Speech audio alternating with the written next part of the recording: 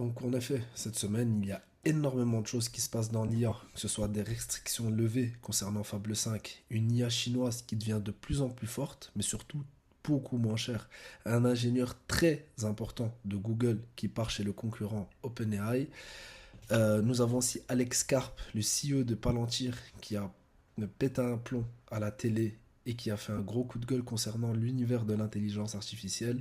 Et finalement, Facebook, notamment à travers Alexander Wang, qui affirme qu'elle a son modèle Watermelon qui rattrape GPT 5.5. Bref, vous l'avez compris, il y a énormément de choses à décortiquer et c'est ce qu'on va faire lors de cette vidéo. Salut à tous, moi c'est Mehdi et bienvenue dans votre rendez-vous des news IA. Le but ici, c'est de vulgariser l'information, vous ramener l'information de la façon la plus simple et la plus rapide possible. Pas besoin pour vous d'aller éplucher les X, Reddit, les blogs. Bref, c'est ici qu'il faut être si vous voulez rester à jour en tout ce qui concerne l'intelligence artificielle. Alors en effet, on commence avec la news la plus importante de la semaine. Clairement, c'est que Claude Fable 5 est de retour. Il y a Donald Trump qui a tout simplement levé l'interdiction et Anthropic qui s'est assuré d'avoir mis en place toutes les corrections nécessaires pour avoir la sécurité maximale. Pour votre information, jusqu'au 7 juillet, les abonnés au plan Pro, Max et Team, ainsi que certaines offres entreprises, auront accès à Fable 5. J'espère que vous en profitez, et ce jusqu'à la moitié de leur allocation d'utilisation hebdomadaire. Et après quoi, ce sera uniquement de l'utilisation de crédit.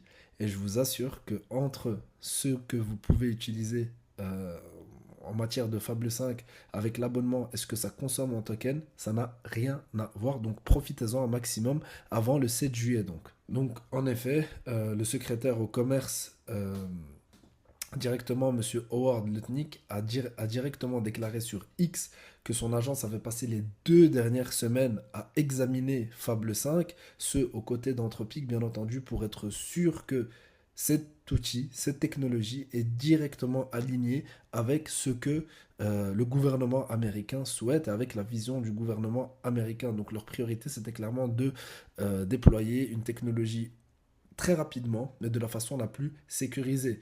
Donc pour rappel, ce qui s'était passé, c'est que lorsque Anthropic a mis en place donc Fable 5 et Mythos 5, la famille des Mythos, c'était des outils très puissants, mais malheureusement, il y a eu énormément de failles, notamment des failles de jailbreak qui ont été repérées par des ingénieurs de Amazon directement, qui remettaient en doute l'aspect sécurité, et surtout dans des sujets très très sensibles. Et c'est pourquoi l'État américain a décidé de suspendre l'utilisation dans le monde entier. Donc pour être honnête, c'était pas vraiment suspendre l'utilisation, c'était plutôt vérifier l'identité de absolument toutes les personnes qui utilisent cet outil. Et vu que c'est tout simplement impossible, ça faut qu'on se le dise, c'est pourquoi Anthropic a directement décidé de couper et de revenir avec un outil qui était plus sécurisé, plus adapté à ce que le gouvernement demandait. C'est pourquoi Anthropic a développé un nouveau classificateur de sécurité en réponse et lors des tests, il neutralise la technique de contournement, donc comme je vous ai dit, documentée par Amazon dans plus de 99% des tentatives. Et surtout, et quelque chose qui est très intéressant, c'est que dès lors que dans l'utilisation de l'outil, on va de plus en plus vers des sujets sensibles, il y a un basculement automatique qui va se faire de Fable 5 à Claude Opus 4.8. Donc dès lors qu'on rentre dans des sujets où vraiment ça peut être sensible d'utiliser un outil aussi puissant, eh bien le Claude, ou disons plutôt l'outil, va directement basculer vers le Opus 4.8. Donc globalement, c'est une bonne nouvelle. C'est une bonne nouvelle, mais pendant une durée limitée. Donc j'espère que vous allez profiter correctement de Fable 5. Et d'ailleurs, je serais vraiment curieux de savoir, n'hésitez pas dans les commentaires, qu'est-ce que vous faites avec ce genre d'outil très très puissant. Bien entendu, on ne va pas se limiter à faire de la correction ou bien de la recherche sur Google pour notre prochain séjour. Donc je serais vraiment curieux, n'hésitez pas à me dire dans les commentaires. Et on peut passer à la deuxième news, très intéressante, très croustillante, c'est cette nouvelle IA chinoise. On parle ici de GLM 5.2, qui est donc lancée par une startup chinoise ZAI. Et apparemment, cet outil, cet LLM, serait capable de directement performer et de regarder droit dans les yeux les outils de Anthropic et de OpenAI avec des coûts beaucoup plus intéressants. En effet, on sait que dans un monde où il y a de plus en plus l'utilisation de ces outils, faut savoir que vraiment les grosses entreprises et même les petites entreprises et même les particuliers, ça peut être vous, ça peut être moi, nous sommes vraiment sujets à quelque chose qui est très spécial, c'est que dès lors que on va utiliser un, un outil et qu'on va l'utiliser non pas sous forme d'abonnement, mais on va avoir la consommation de tokens, il y a surtout cet aspect imprévisible au coût. C'est-à-dire qu'on peut prévoir, j'invente, 20 centimes la requête, 20 centimes l'utilisation, mais que par hasard, pour une raison X ou Y, eh bien, il va consommer 1 ou 2 dollars.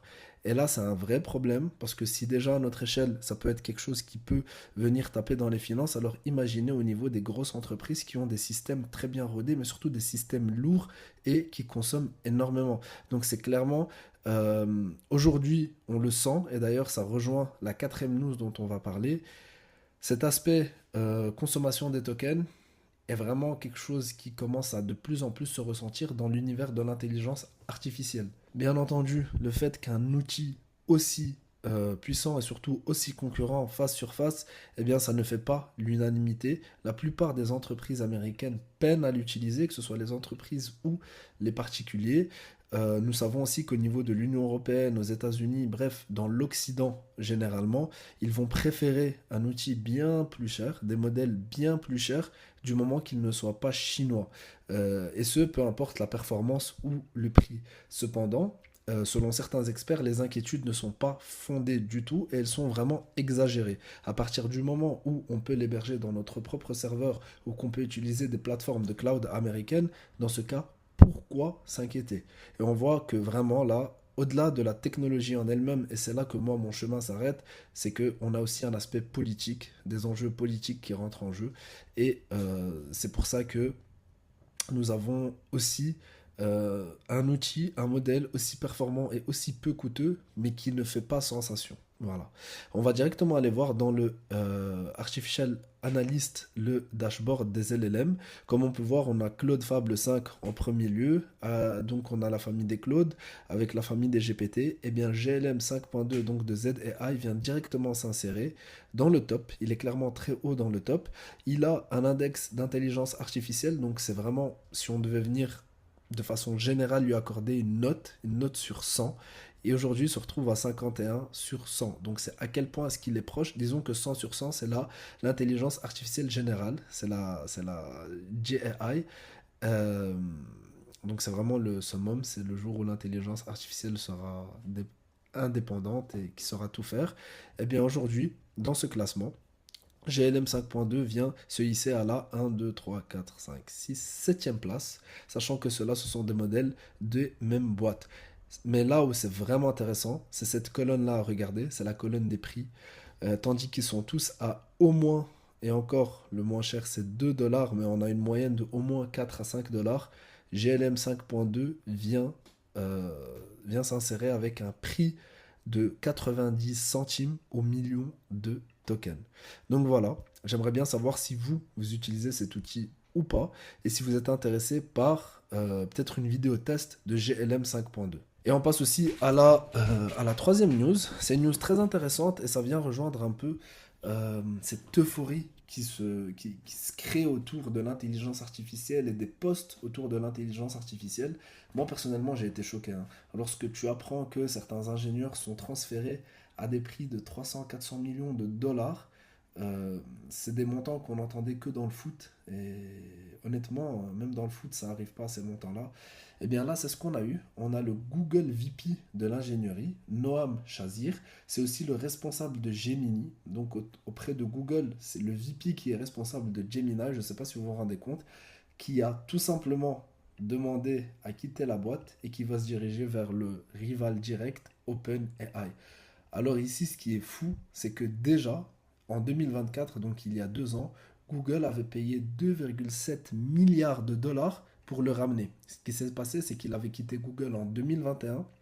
Il avait fondé sa propre startup, Caractère AI.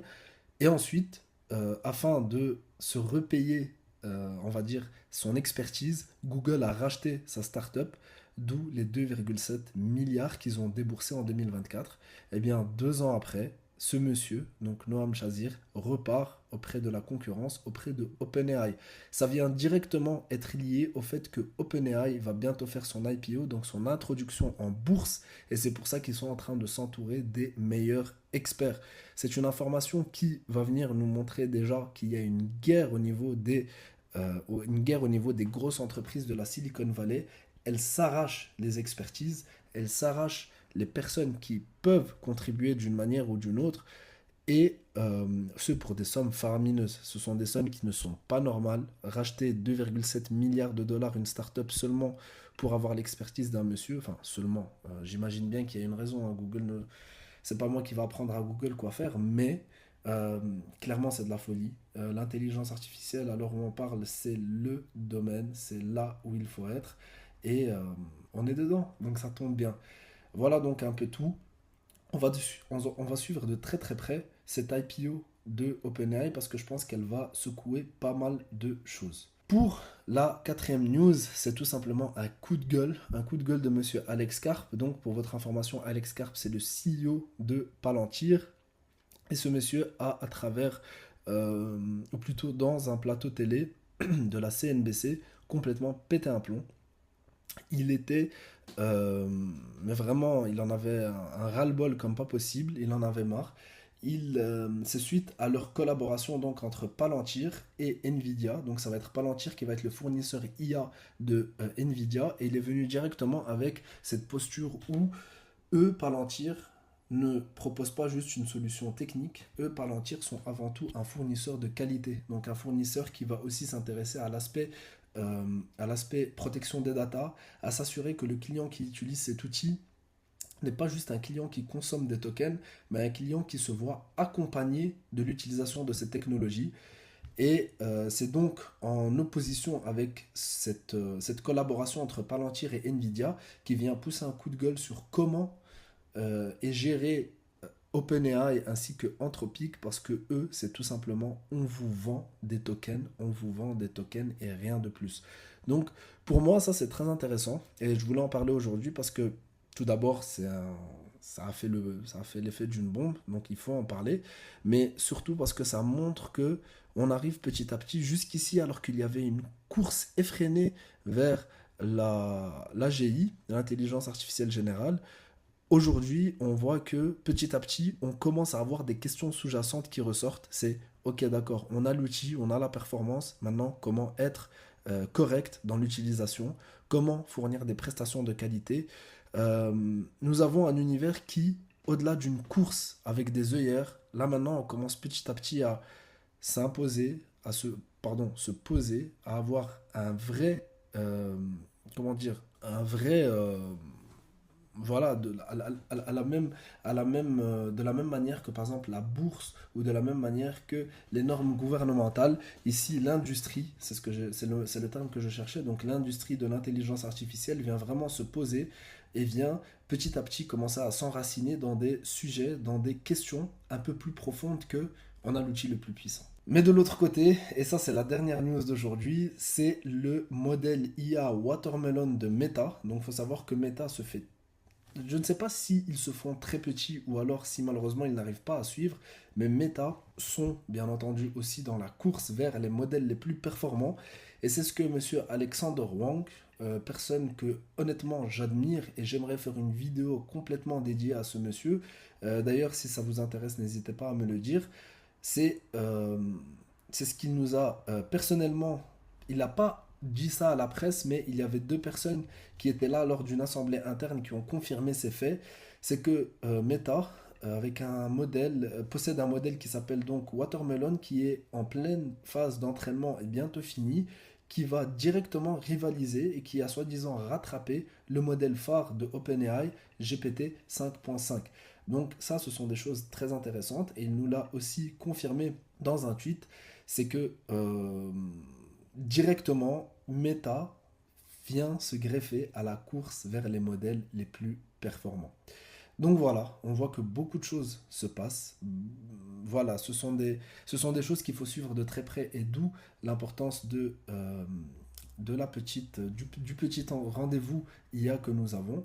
Ce sont des choses qu'il va falloir suivre parce que euh, malheureusement, ou heureusement, je ne sais pas, dans le monde dans lequel on vit actuellement, si on n'est pas à l'affût et on n'est pas à jour de ce qui se passe dans le monde de l'intelligence artificielle, malheureusement, c'est une technologie qui va venir réellement pousser les extrêmes. Les personnes qui l'utilisent vont très bien se débrouiller, mais les personnes qui ne l'utilisent pas vont malheureusement se retrouver de plus en plus bas.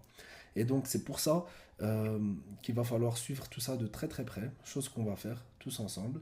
Et voilà, si vous avez les moindres questions, n'hésitez pas. Si vous avez des envies de discuter, de parler, de donner votre avis, sentez-vous tout simplement libre dans les commentaires. Vous avez mon Twitter ici aussi que je vais mettre dans les commentaires. Et créons une communauté et avançons de cette manière. Merci à vous et je vous souhaite une bonne journée, une bonne soirée, selon quand vous regardez ça.